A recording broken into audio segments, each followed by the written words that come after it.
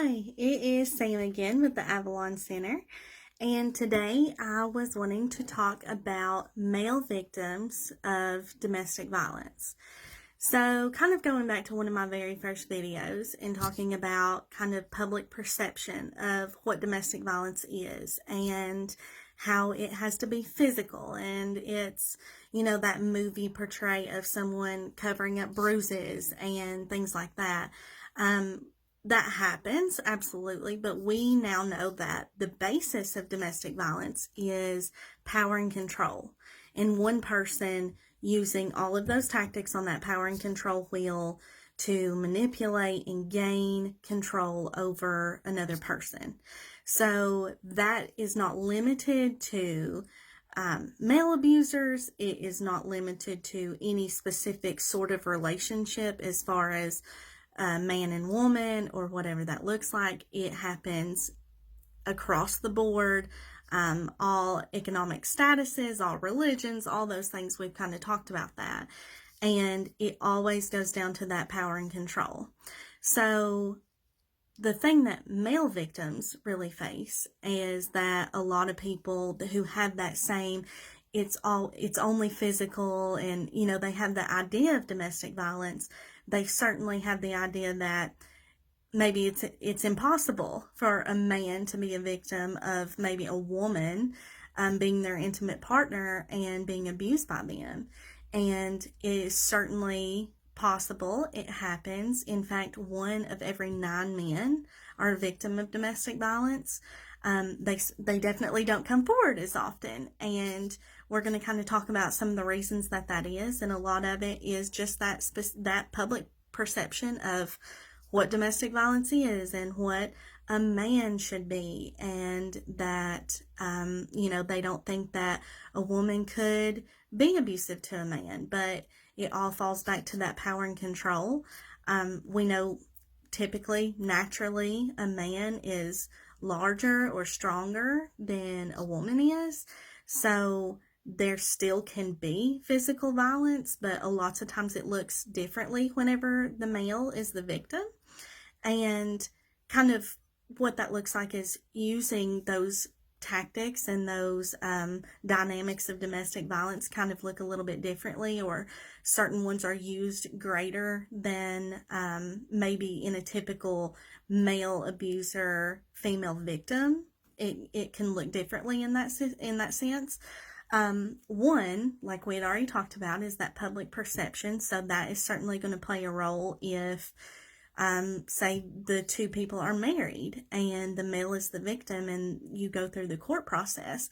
We all know that typically when if a man and a woman are married and they get divorced, the woman becomes the primary caregiver.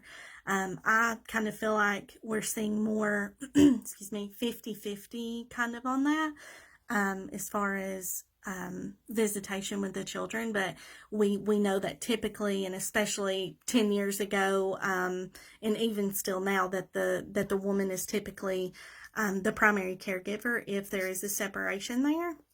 So we've already talked about that using the children or threatening to take the children or something like that is absolutely a threat that holds a victim in that relationship.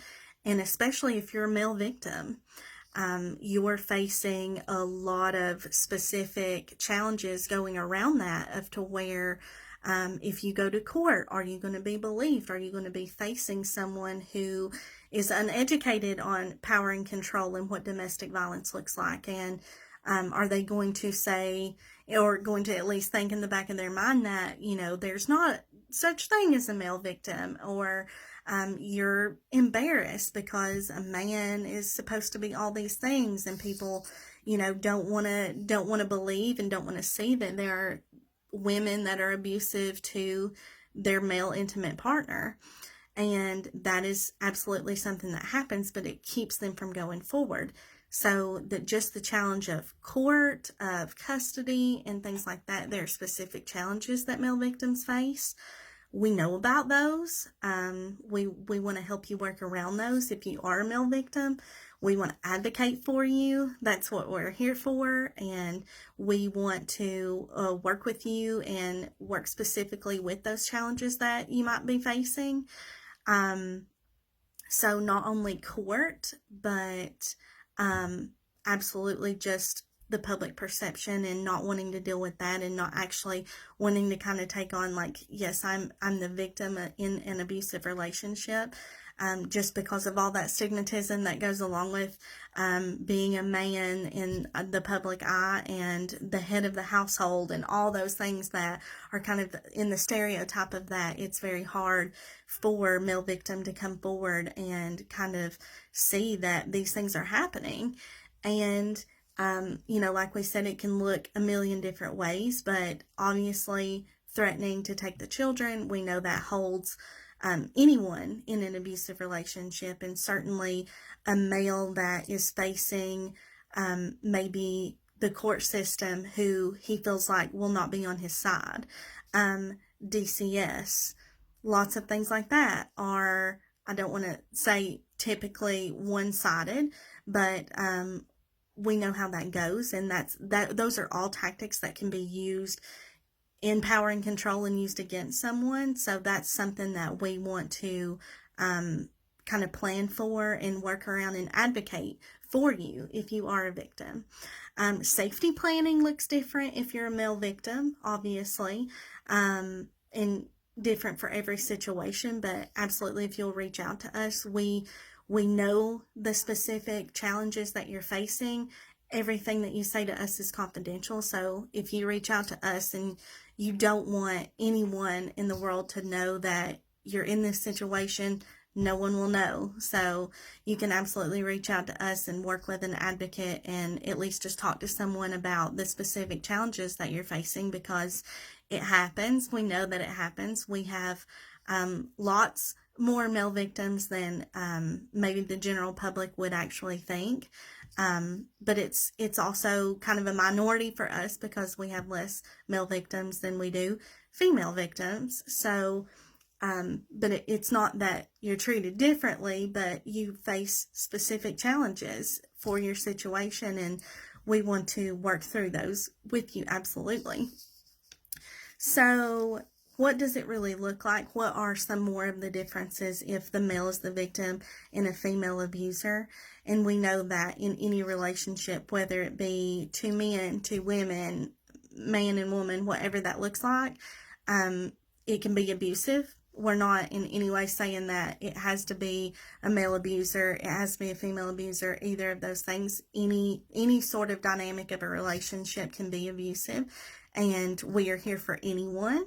But that also is something that male victims face in a lot of areas, and especially just a few years ago, is there's a lot less resources typically for male victims.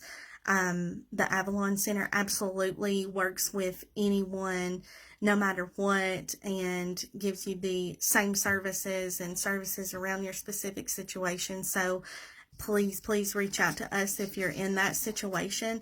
We understand more about those challenges and the struggles that you're facing, and want to be able to help you through those in any way that we can. But that's kind of what we want to talk about, is just there are male victims. You're not alone. You're not even close to being alone. I know it probably feels like you are. Maybe even you're being told that it's not a thing, that it's impossible, or you're being this or that. Of course, you're being blamed for things, but it absolutely happens that males are victims of domestic violence, and we hope that you reach out to us and talk and work with an advocate on resources for you and safety planning and all of the things specific to your situation. But thank you for listening. As always, it is Monday, so we're going to have another auction posted today. So get ready to start bidding. It should be up around noon, and it will end at noon tomorrow. So get ready to bid. Thank you so much for watching and commenting and liking and supporting us in any way that you can. Thank you.